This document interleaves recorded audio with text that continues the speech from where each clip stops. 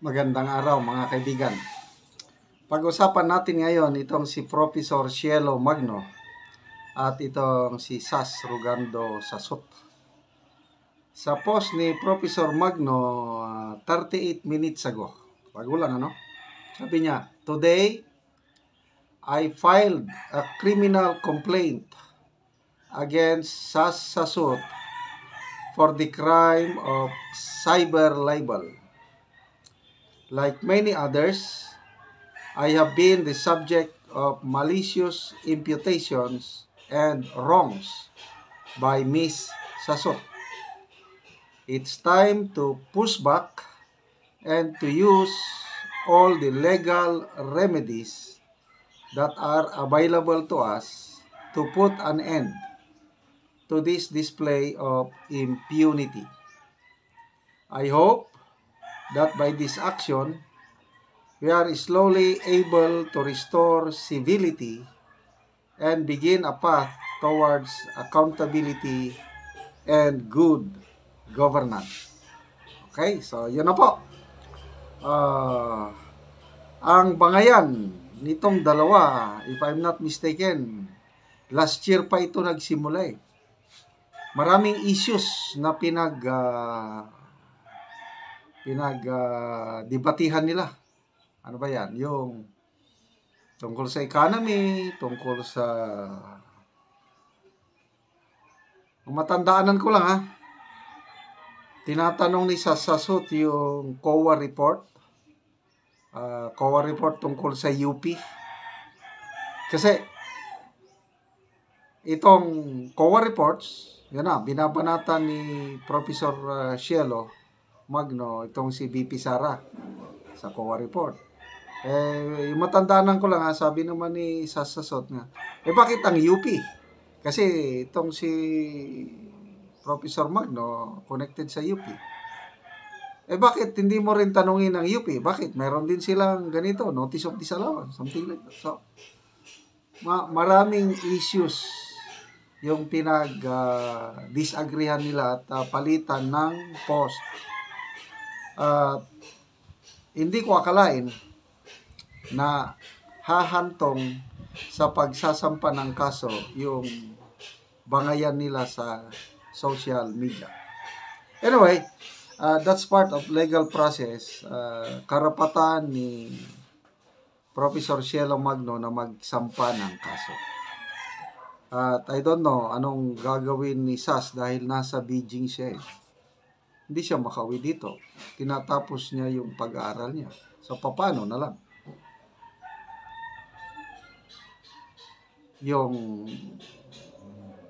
pag matanggap yan sa fiscal, ang fiscal magpapadala ng subpoena kay Sas para mag-appear sa para magkaroon ng preliminary investigation. Paano? Uuwi ba si Sas? Hindi na siguro. So, kung hindi makakauwi si Sas, hindi makakapag-submit ng counter affidavit, baka ma-default siya at bahala ng fiscal mag-resolve. Pwede niyang iakyat ang complaint sa piskalya, sa korte.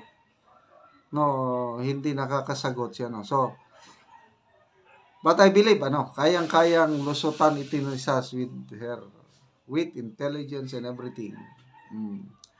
Speaking of cyber libel, tayo na lang ata sa bansa, sa buong mundo, tayo na lang ata ang nag-iisang bansa na may criminalize ang libel. Sa ibang bansa, wala na daw eh. May abogado na nagsabi sa akin yan. Wala na. Tayo lang meron. Kaya, si Attorney Vic Rodriguez, narinig ko sa isang live stream niya sa Facebook, sa YouTube.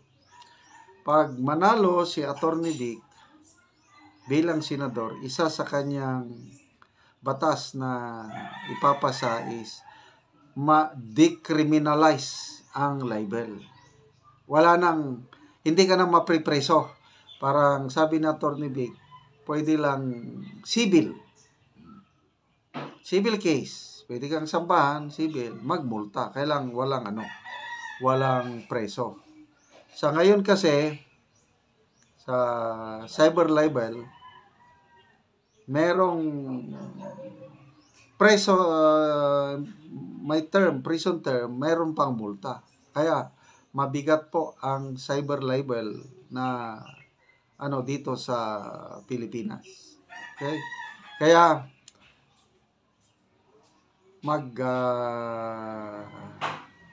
mag-ingat po tayo sa mga pagpo-post natin kasi kung hindi tayo, example, maalala ko yung doktor. Ano na ang pangalan ng doktor? Yung taga-Basilan. Kumusta na ka siya?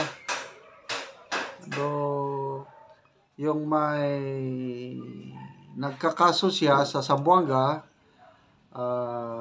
pinailan siya ng cyber libel. Medyo naibang pag-iisip niya, nakapatay siya. Yung pamilya ng nagkaso sa kanya, yung ruling family sa Basilan, ano bang bayan doon? Lamitan, Basilan ba yun? Isabela. Si Doc, kalimutan ko na, yung doktor. That was, matagal na. Ayun, cyber libel din. Libel yung kaso niya ng dating abogado niya, si Attorney Kausing. So ngayon, nakakulong si Doc, I'm sorry, nakalimutan ko na. So tagal, mag 2 years na, nakakulong, nasa Anyway, good luck sa sasot. But to me, grabe ang yung reach ni Sasasot ngayon, kasi ginigipit siya ng kongreso, kung ano pa. Malapit na pong half billion ang kanyang views. Nung 3 days ago, nakita ko yung post niya, 356 million na ang kanyang views. Grabe, ang bilis ng pagtaas. So, ibig sabihin, marami ang sumusunod, marami ang nakikinig kay Sasasot. So, I don't know anong magiging reaction na naman ni Sas itong, kasi bagong post lang ito ni Professor Cielo Magno, and I'm sure na lalong magpapasikat ito kay Sas Rogando Sasot. Mga kaibigan, salamat sa inyong panonood sa ating mga videos. Nakakatulong kayo ng malaki sa tribong Talaantig sa Bukidnon. Dahil ang ating income ay tinutulong natin sa tribo.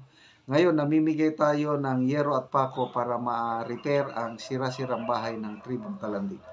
Panoorin nyo po ang video. Kabalikat kayo sa pagtulong. Muna ni ang natagaan og yero. So mag-atop na ni karon.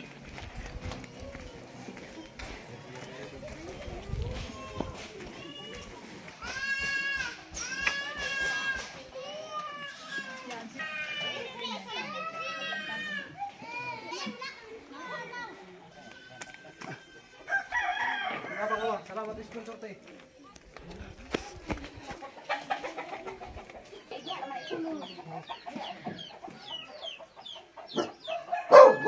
So abot na gyud sa balay ni Kuya. Ug muna ni ang iyang balay. Ug karon muna ni ang kadako sa buslot sa ilang balay. Mo ni sila ang natagaan namo og yero. Ug karon mag-atop na ni sila. Muna ni ang ilang balay. Ang kadako sa buslot.